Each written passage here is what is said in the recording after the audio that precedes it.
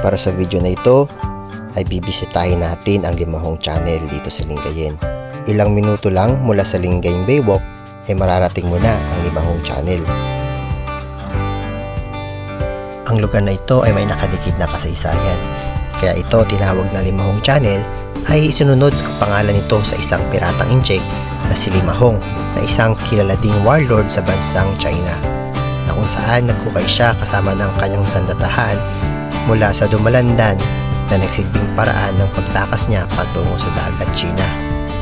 Mula sa kinatatayuan natin ay may matatanaw ka ritong parang isang sandbar mula sa malayo, ngunit nung pinaliparan natin ng ating drone ay di pala siya sandbar. Nung tinignan natin sa mismong mapa para makasigurado tayo kung ito ba ay sandbar, ito pala ay kokonekta. Kung tutubukin mo ang dalampasigan nito ay dadalhin ka nito sa Stanza Beach.